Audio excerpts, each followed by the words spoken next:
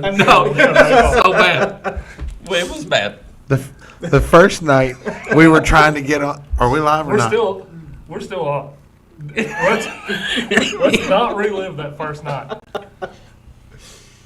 Sound or no sound? She ain't got anything. I ain't got nothing either. Ashley's got nothing either. It says no sound. Mine says it's I love you. live. So I love you too. Video. Sound or no sound? I was.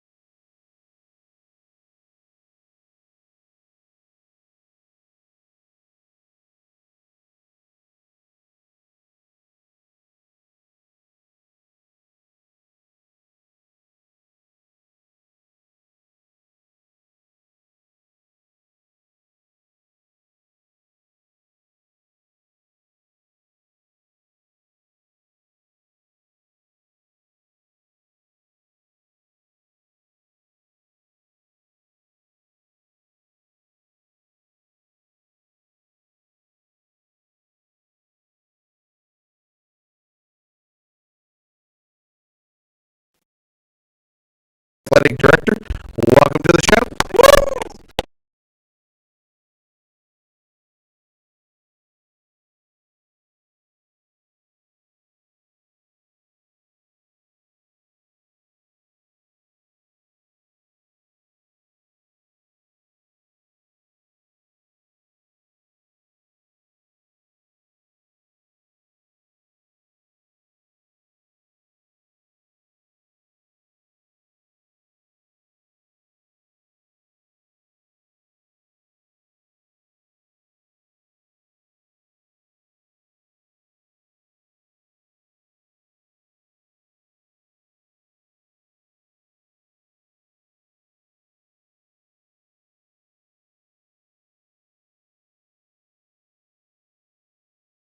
Probably have a little disappointment, right?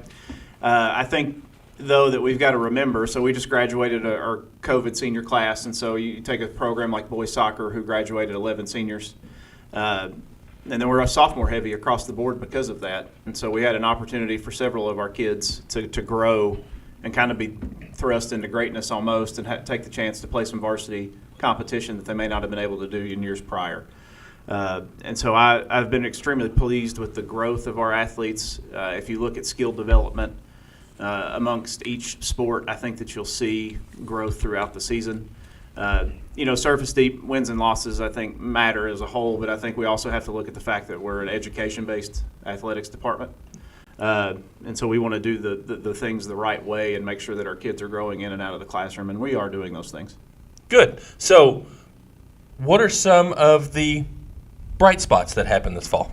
Well, so I think the first thing you look at is cross country had a tremendous season with Ava and Drew making it to state and running this past weekend. I think those are some bright spots. I think you look at a kid like Noah Wallace on the boys soccer side who gets all region team and breaks our school record with goals in a game against Paris. So we've had some individual bright spots. Team-wise, it's not necessarily been the season that we've hoped for, but like I said, we've got a lot of young kids playing at a level that they probably wouldn't have been doing so early on, and I think it will bode well next year. We'll be real junior heavy, and I think so there's some excitement there to build off of. Now, boys soccer, of course, lost their district championship streak. Sure. Why do you say that with a smile on your face? I mean, because I know who won. Why do you say that with a smile on your face? Well, now you're making me smile even bigger. But I say that because that streak had to end at some point. No, there was no class that wanted to be the class that happened to. Sure. But it was going to happen. I have no doubt that Coach Miles will have the boys ready to go next year. And you talked about Noah Wallace. He actually was All-State too. Yeah, he sure was. So he had a tremendous year. Let's talk about the elephant in the room, though. Okay. What about our football program? So I think with football, you look at a team who came in with some excitement because of a new district. We got away from Scott County and Douglas. We're extremely sophomore heavy in football, and so the season didn't wrap up the way we hoped it would. So we're sitting at 3 wins. We head to North Laurel. We still made the playoffs, which is a step in the right direction.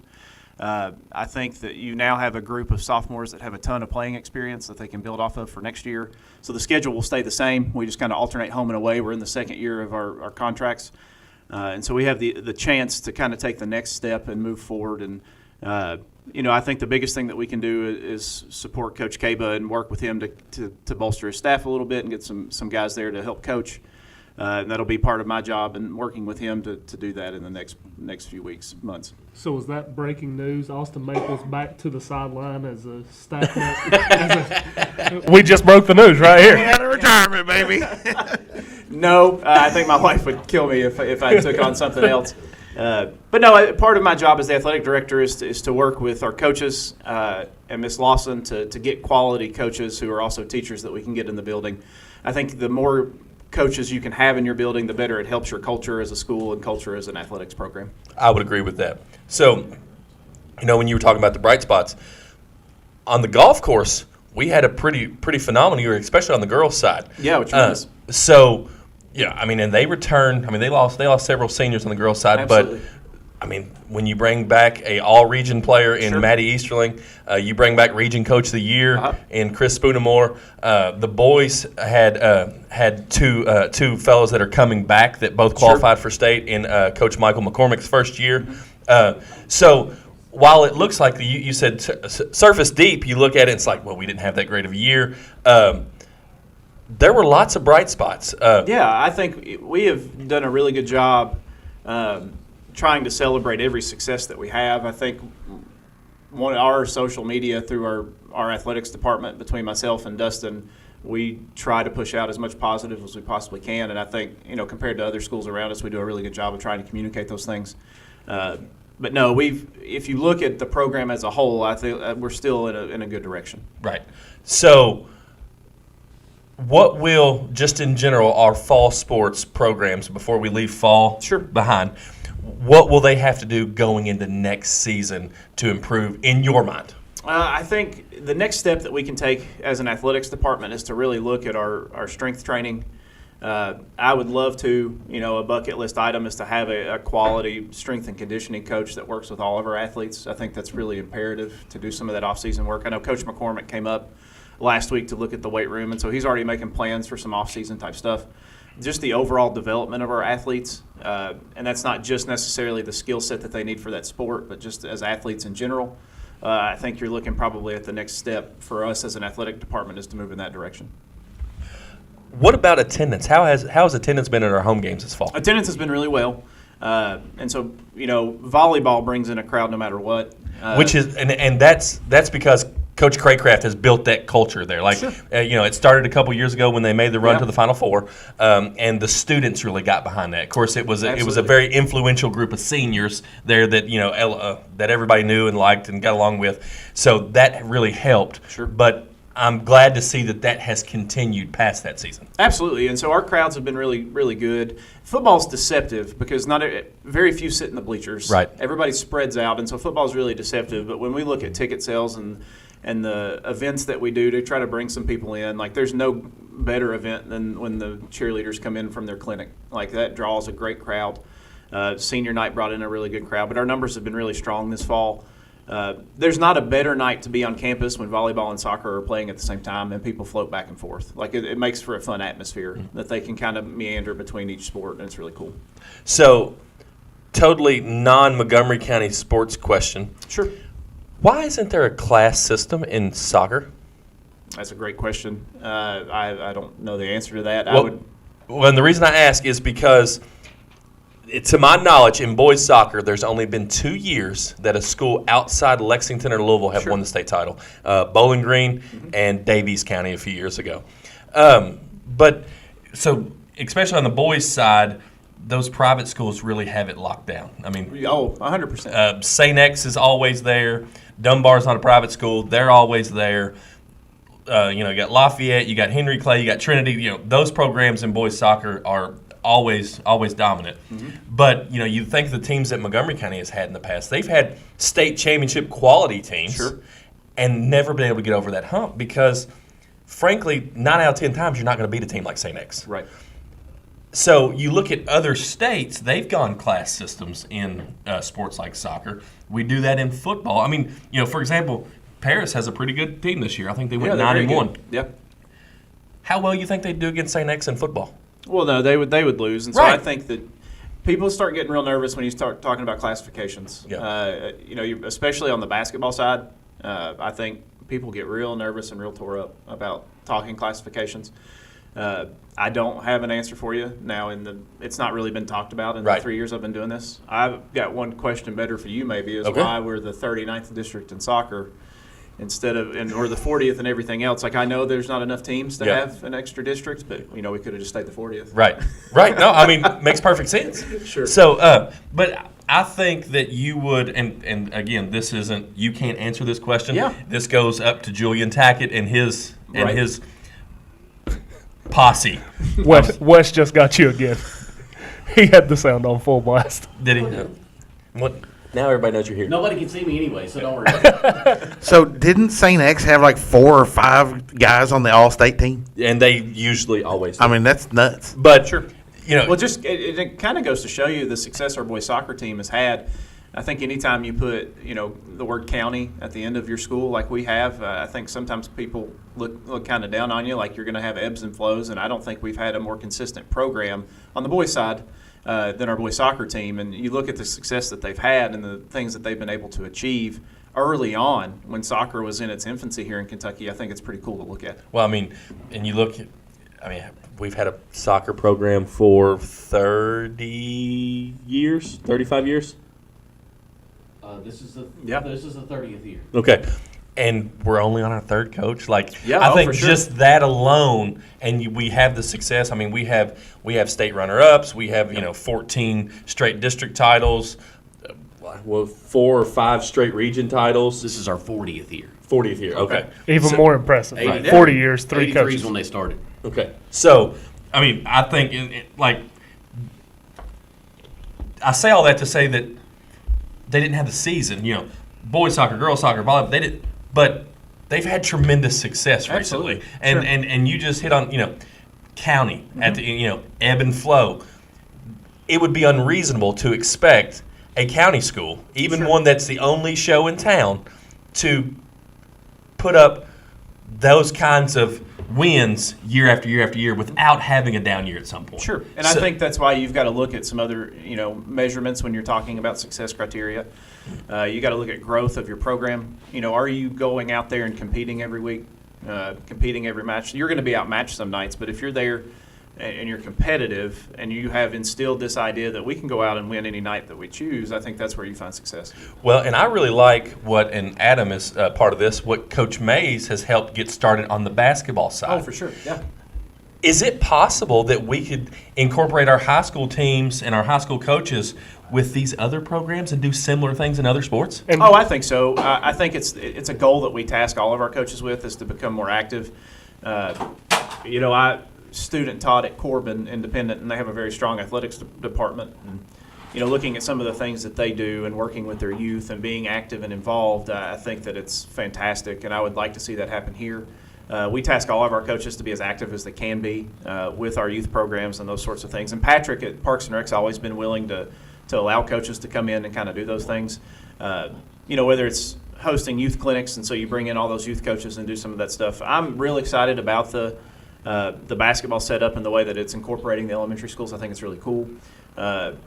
They did that at where I went to school at Union and Knox County. They did that. That's how they run their stuff. And it builds a sense of pride inside of that elementary school. Right. But 2, it just kind of brings a county feel to the whole program. Right.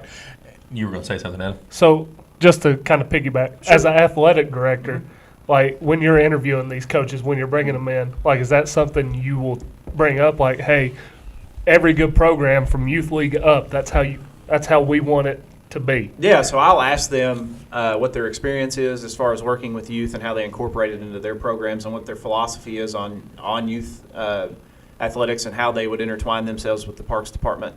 I asked how they work with, and how they vision the middle school and feeding into their program. And so we have those conversations prior to hire.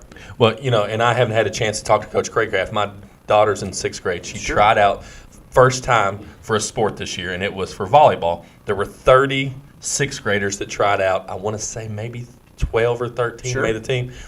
But prior to 6th grade, female athletes have no opportunities to play volleyball. Right. So, I really think that's a missing area in this community. I would agree with that. I think that volleyball has grown exponentially even in the last 5 years, that there is such an influx of it. The one thing that, if we're all dreaming on ways that you could possibly make things better, it wouldn't always be a bad thing to have 2 middle schools so that you double your participants prior to high school. Right.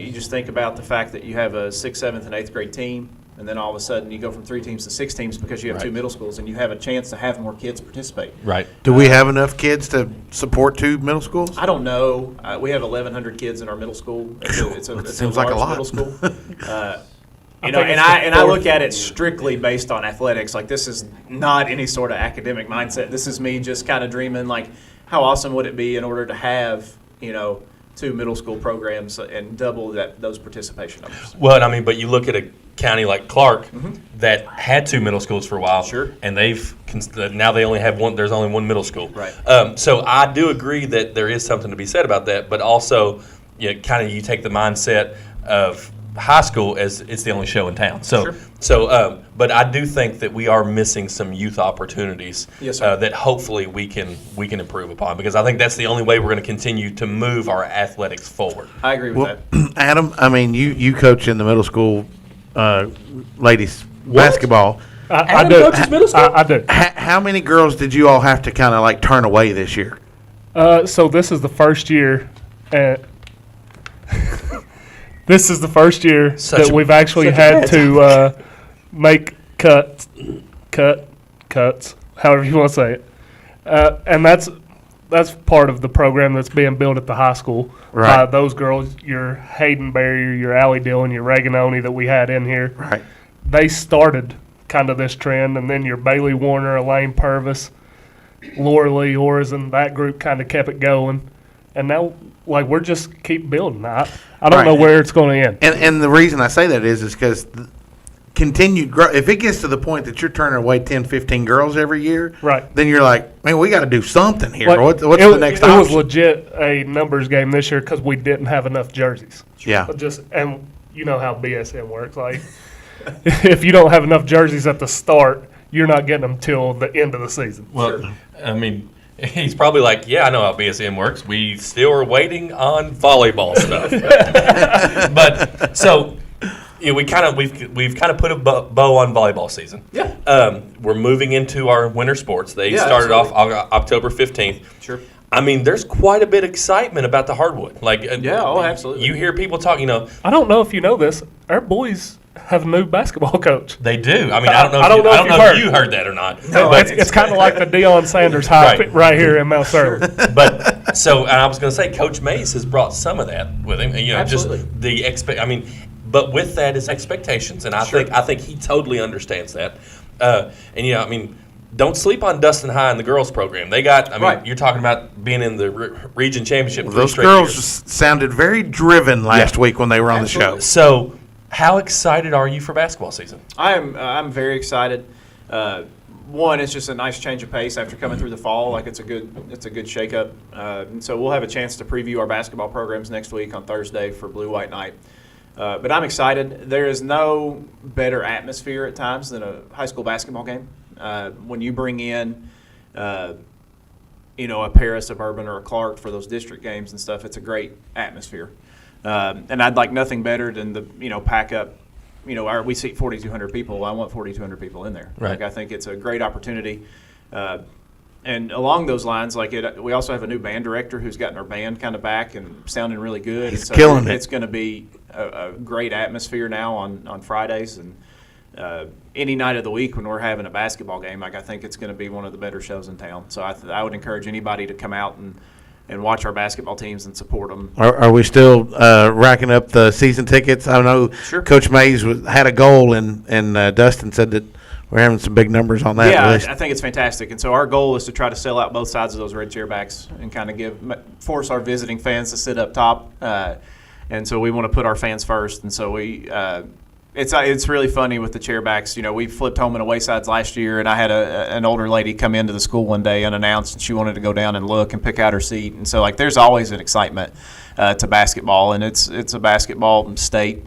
And so I'm excited to kind of move there. I'm excited to see, Coach Mays grow our boys program and to see Dustin continue to build off the success that they've had. Well, and it's indoors. Sure. I mean, Don't have to worry about weather. it's going to Just be get to 20 the gym. degrees in the morning, Right. When it's basketball season, you don't have to worry about that. No, you don't. And so you just kind of make sure the weather's good to get everybody there, and then.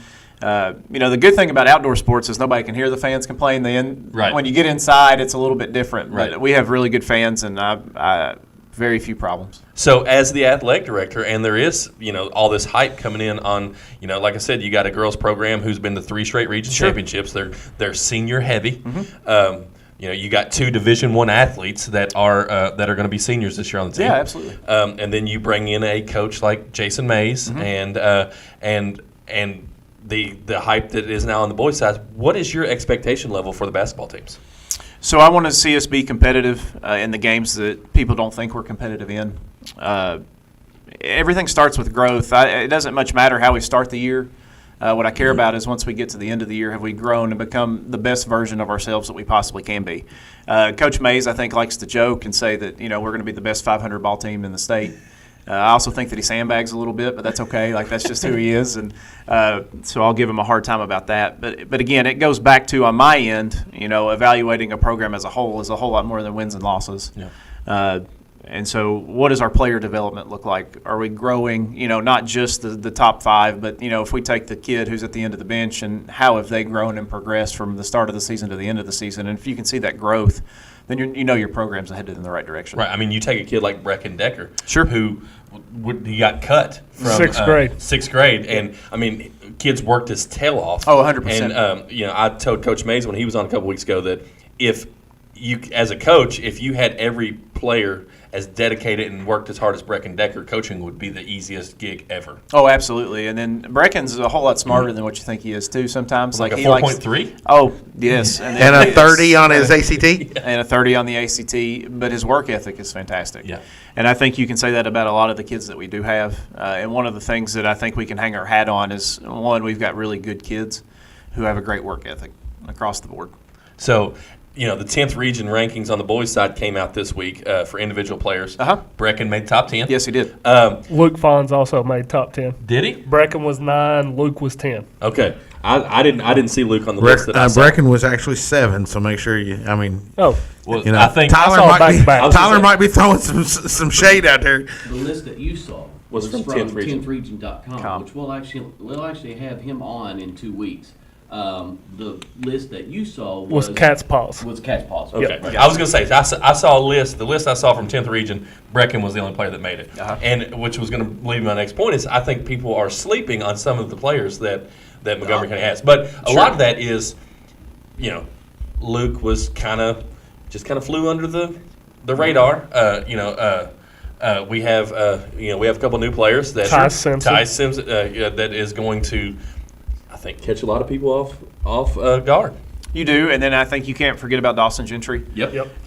Who's got a ton of playing experience now in his young career, and so we've got some pieces. And I think the idea, and they've been working since summer, since we had our summer league. Like, this team has been together now and is a really cohesive unit, and so I think people will be very pleased with the product that's on the court. And Oh, go ahead. go on. No, go on. The cohesive unit, right? Sure. That's been a very common theme that we've heard across doing these interviews with all the sports. Yeah. The girls, the boys, the soccer team, the golf team, they're all like, man, we're like best friends. Sure. Because we, and it's, you can't teach that, right? You can't teach that. It's nothing like having your brothers or your sisters all together, and they're like, man, we hang out together, we do this, Right. and it's not just playing sports. And that's things that you hope that you get from your programs, and all of your coaches, I'm sure, have a big part in that happening. But that's awesome to hear that kind of stuff. And Brecken talked about it when he was on here. The girls last week talked about it. They were all on the same wavelength. They're like, their goal is to knock off Clark County this year. That's their goal. Yeah, I think that's our goal every year in every sport that we play against them. But that's If they would just change districts, it'd be so much better. Right? well, and you say that, but that's the fun of having a rival. No, I know. and having a rivalry, and it amps it up just a little bit. And the fact that Mr. Toy's over there now, and he's been here, and so there's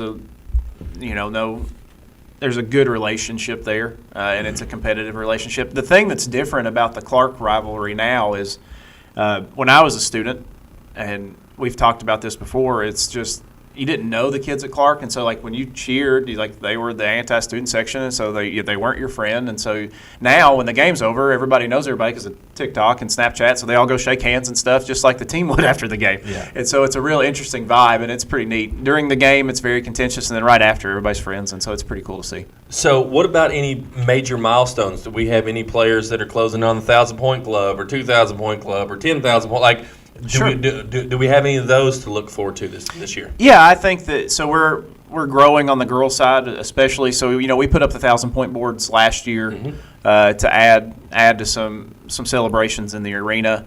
I don't know the number specifically. I trust Dustin Luker kind of keeps up with that sort of stuff. He already had it running for the girls, and so he picked up off the boys' side. But I think you'll see a continued growth there. I think we've got some coaches about ready to hit some milestones that we'll celebrate too, and I won't spoil anything there. Okay. But I think there's some stuff there, and so we'll have tremendous success, and we'll celebrate those things.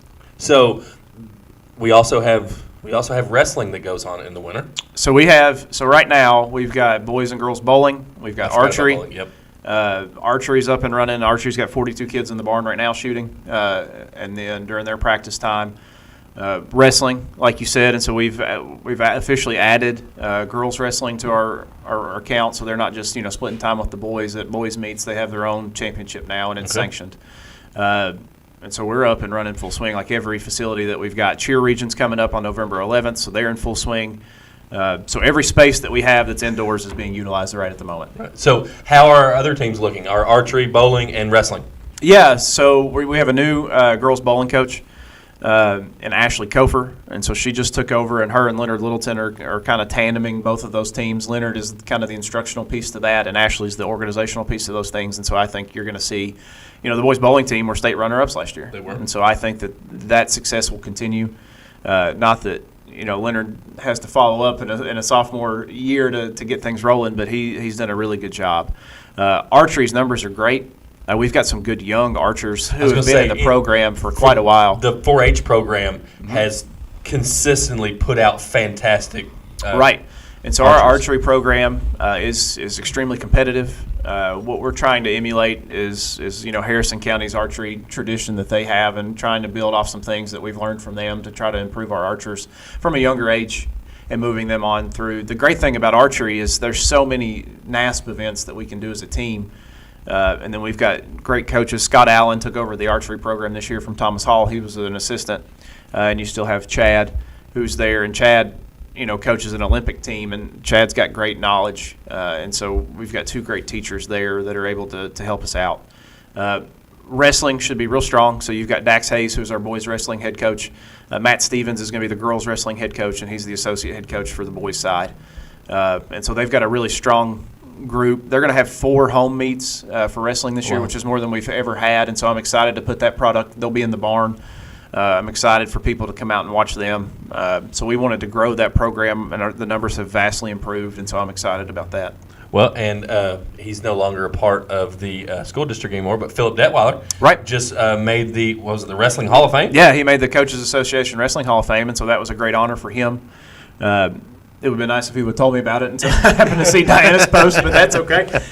So it was great, and I'm happy for him and the success that he's found. I was going to say, because he's a big part of the reason that our wrestling Sure. program is at the levels that Yeah. it's at. So I didn't realize, and I should have, that we have, I mean, you think of winter sports and you just immediately think of Sure. basketball, but we have a lot of students involved in winter sports. Yeah, and I shouldn't leave off esports. They just played in an invitational tournament. They were invited, kind of handpicked by UK. So Saturday, they were over during the UT game playing at UK's Esport Lounge, and they were runner-ups at this invitational tournament. They lost to Henry Clay in the final game, but esports is up and running again. They were undefeated up until that point. And so they've got another strong outlook for them. Are we a Rocket League esports? So we have, so our predominant team is Rocket League, and then we have a Smash Brothers team as well that tend to play. So I was Ballpark. totally going to make a joke about Mario Brothers, but Yeah. that's the thing. So- Smash Brothers. rough guess, how many athletes do you think we have involved in our our winter sports? I would say around 150 probably by the time it's said and done, if not more so. That's a good question. I've been sieving through physicals all day today to try to get the rosters ready. And so between physicals and drug consent forms and immunizations, trying to make sure everybody's the paperwork side of stuff today has kind of been my focus. I mean, you act like that you're busy. just no. I mean, you should be just able to a pull little that bit. number off Yeah. the top of your head. So just a little bit, and there's sometimes principal things that have to be done too here and there. You mean you have another job? Right. So, but I was able to really sit down and kind of sieve through our roster, and I would invite anybody. Speaking of time, one of the things that we've done is we've added a piece to the athletic department called Event Link, and that gives a kind of a one-stop shop for all of our schedules and everything else, and it has a community aspect to that. So anybody in the town can log in and create an account and subscribe to all of the calendars of each team.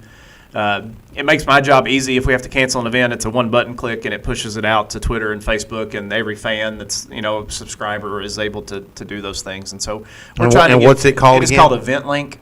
And so we're in kind of the infancy stage. We've got kind of the schedules built, and so I can log in right now and tell you who's practicing, when, and where, and for how long. And so it's a pretty cool program. It'll build off that. We'll end up working to have a website through them and Sweet. some things. So we're excited about those processes. And then we've got we just partnered with Huddle to update our live streaming cameras and to do some stuff through Huddle's cameras. And so I'm excited about those things. And so it'll make our coaches' lives much easier once we get those things up and running. It'll automatically, the film will go directly to our Huddle accounts instead of having to upload it from another source and that sort of stuff. So we'll have Huddle cameras at football, soccer, basketball, and volleyball, anything that's in the arena or on the turf. And so we're excited about that. Nice.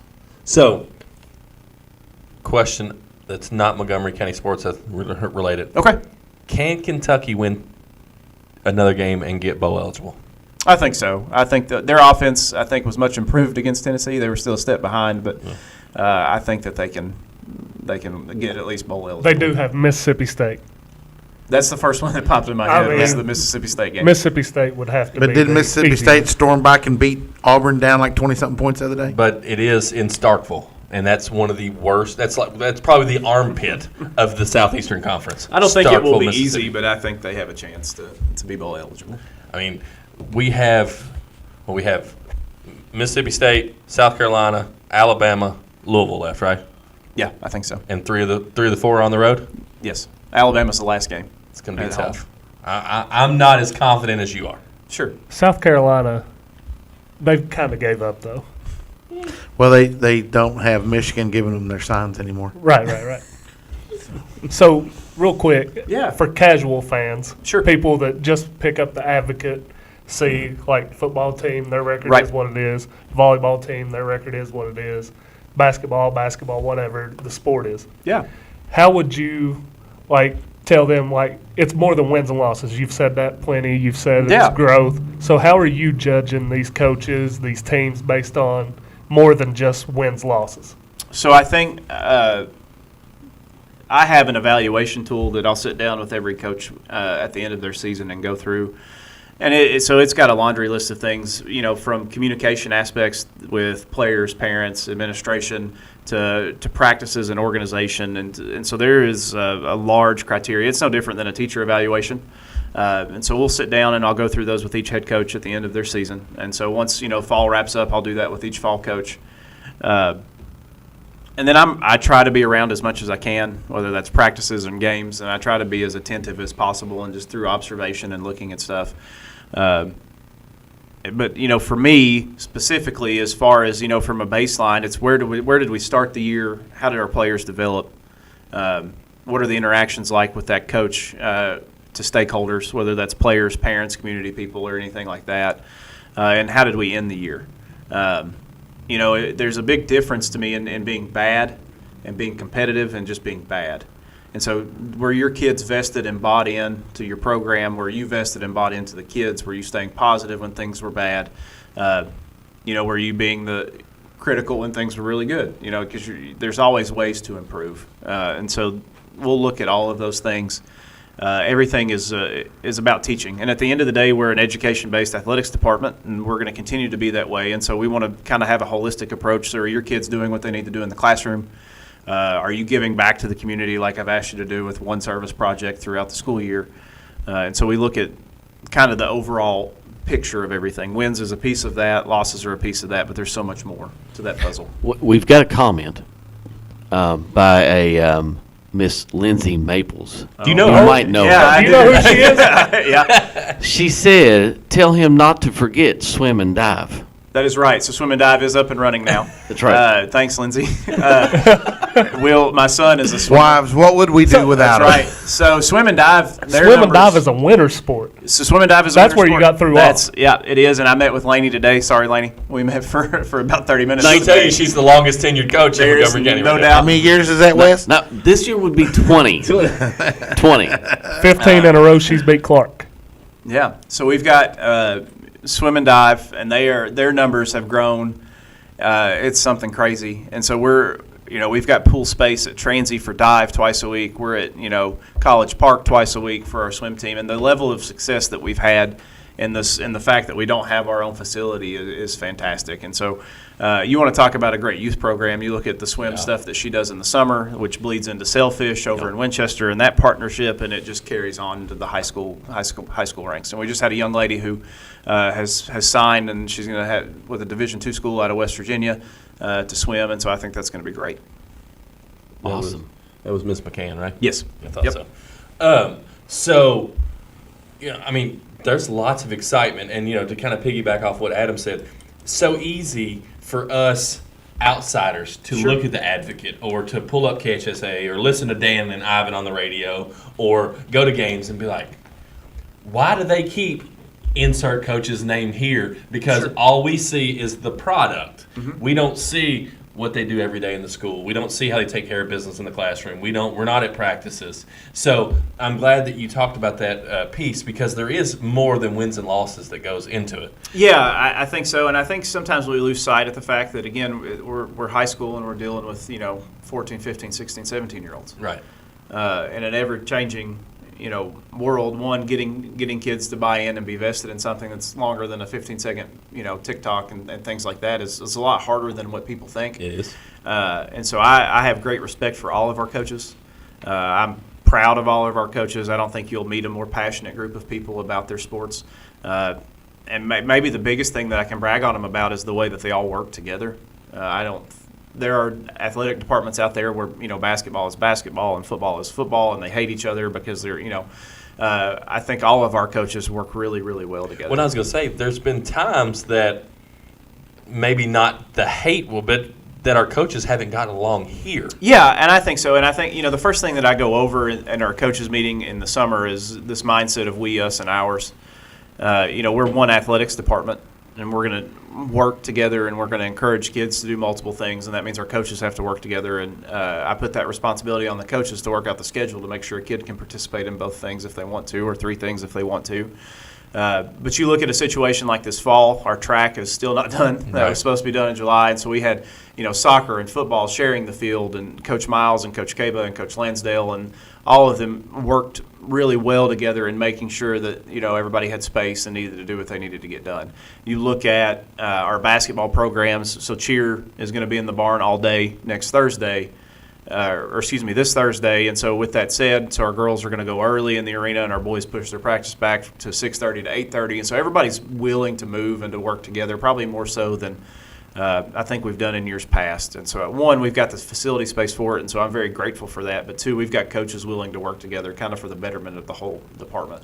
So what I consistently hear from you is that even though it, you say wins and losses are a piece Sure. of it, you're really happy with the state of your athletic department. I am happy, but I would say I'm never satisfied either. Right, right, I think we as can you always should get be. better. Right. But I am very pleased with where we're at as an athletic department. There are things that we need to do to improve. There's things I need to do to improve. And I think the day you stop trying to improve Right. is probably the day you might want to hang it up, just Right. because there's a challenge involved, and you kind of have to embrace those challenges as they come. And so, it's been a pretty chaotic last 2 weeks with some stuff that's happened, and so I've been joking around with people about running towards the friction instead of running away from the friction, and so, but those challenges make us better, and I look forward to kind of having difficult conversations sometimes, because it does move us in the right direction.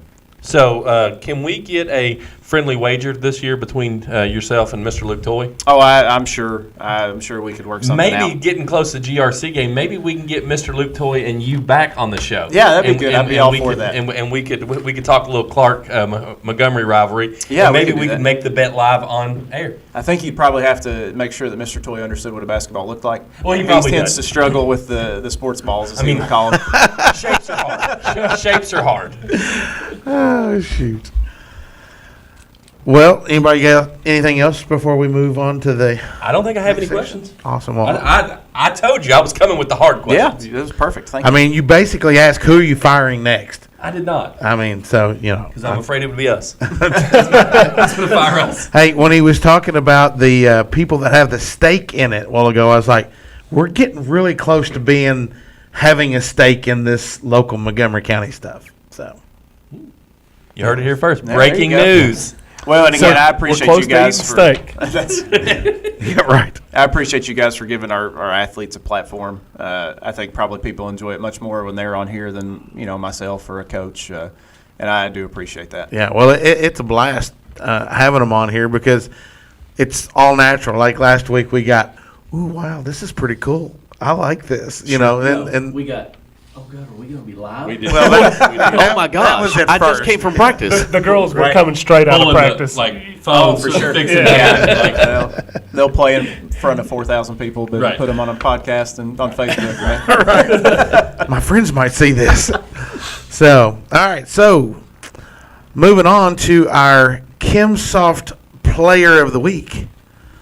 Coming in this past Friday with 19 tackles, 2 tackles for loss, 1.5 sacks, making the switch from safety. safety to linebacker. Jamin, I know you've been wanting this for a long time, buddy. Jamin Caba is our athlete of the week. Well, and he made this switch out of necessity. Yeah, he sure did. There were some things that transpired that caused Coach Caba to have to adjust his his offense and defense. So Jamin goes to middle linebacker and has a well of a game. Yeah. So I mean, you look at, while we didn't get the result on the scoreboard that we wanted, you can't overlook his individual stats. No, he's So- well deserving. He had a good Friday night. Yep, absolutely, absolutely. So, congratulations to Jamin Caba, our KimSoft Player of the Week. And we're going to stick with the Tutu's Dog of the Week on the Coach's Corner. And I mean, this guy is like, how many things? I don't know how many things we've gave him this year. And we could have continued to give him stuff. Absolutely. Yeah, we could have. And, if there was an award that we had for the Dog of the Week, maybe we'll have to talk to our sponsors about that for next season.